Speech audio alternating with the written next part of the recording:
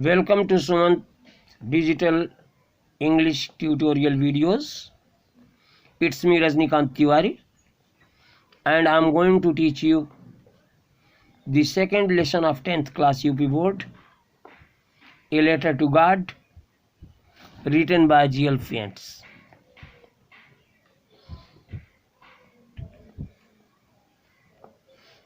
G.L. Fiennes आधुनिक लेखकों में से ऐसे लेखक हैं जिन्होंने छोटे से लेकर के बड़े तक के लिए कुछ न कुछ लिखा है। इनका लेखन अत्यंत ही सरल और सुबोध है, विनोद से परिपूर्ण है। सामान्य कथा वस्तु को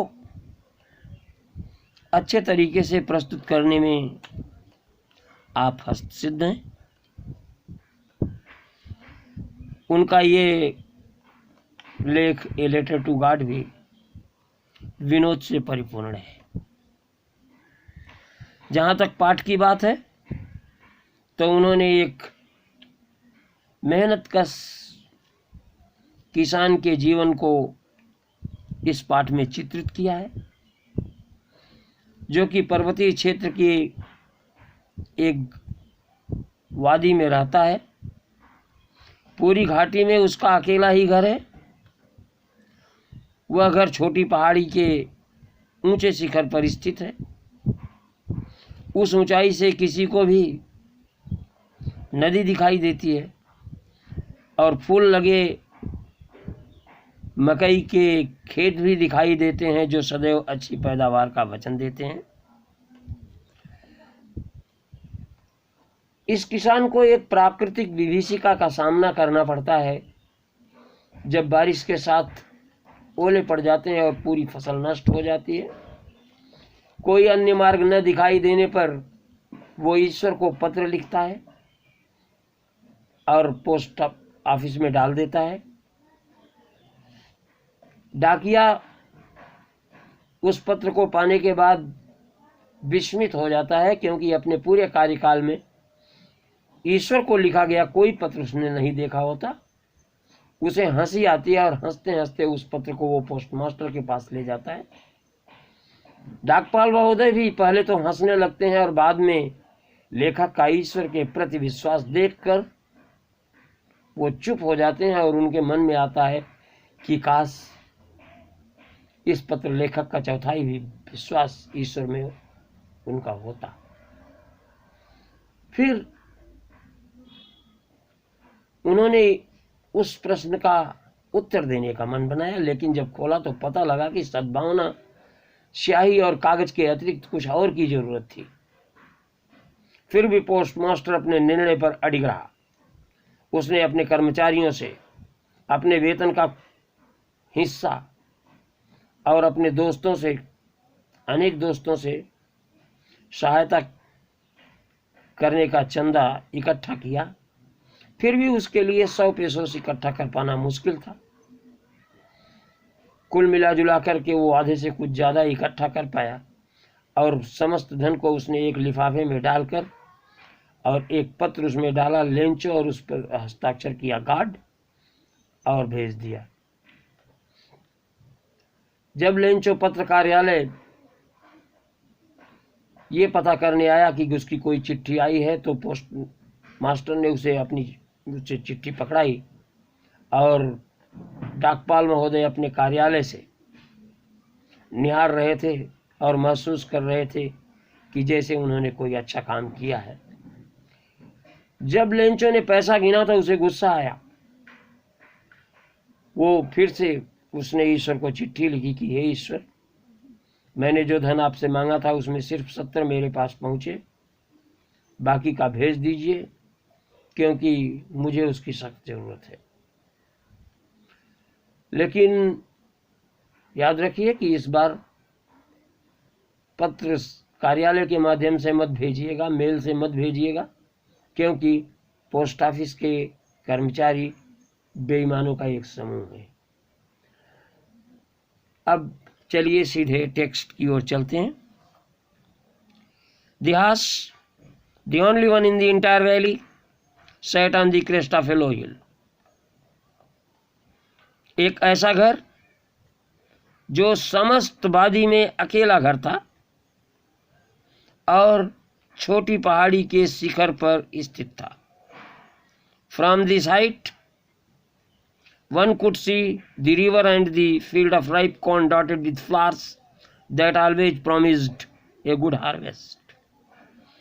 इस ऊंचाई से कोई भी नदी देख सकता था और फूल लगी पके मकई के खेत देख सकता था जो सदैव अच्छी पैदावार का वचन देती थी।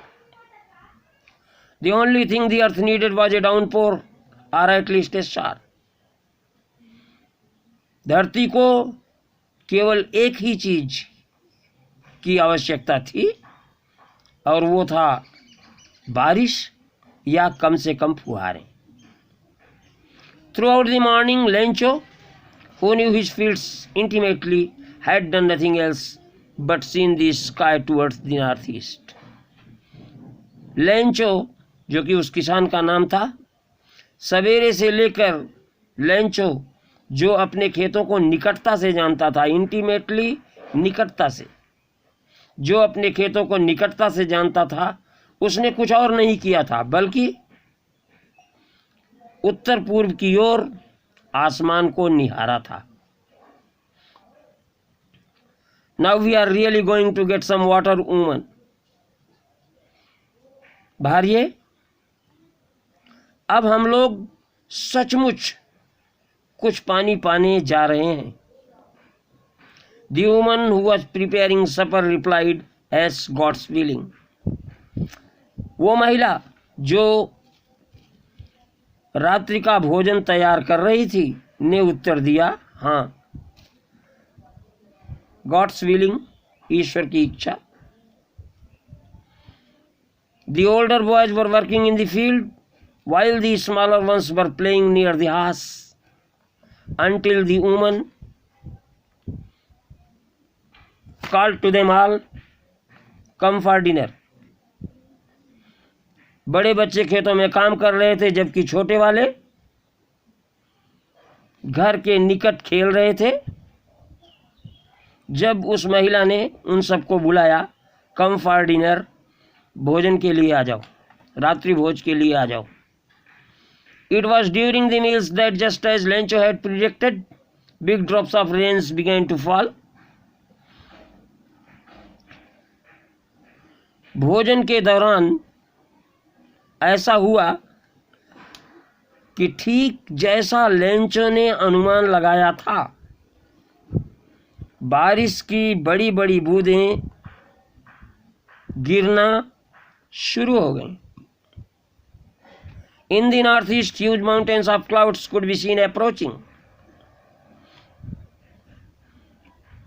उत्तर पूर्व में बादलों के विशाल पर्वत पहुंचते देखे जा सकते थे।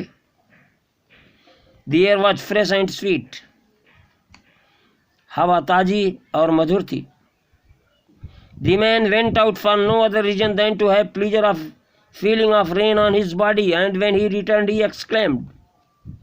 वह आदमी किसी अन्य कारण से नहीं बल्कि बारिश के अनुभव का आनंद लेने के लिए बाहर गया। अपनी शरीर पर वर्षा के अनुभव का आनंद लेने बाहर गया और जब वह लौटा तो प्रसन्न होकर बोला, These aren't the raindrops falling from the sky. They are the new coins. The big drops are 10-cent pieces and the little ones are 5s. आकाश से गिरती हुई ये बूंदें वर्षा की बूंदें नहीं हैं, वे तो नए नए सिक्के हैं। बड़ी वाली 10 सेंट के और छोटी वाली 5 सेंट के।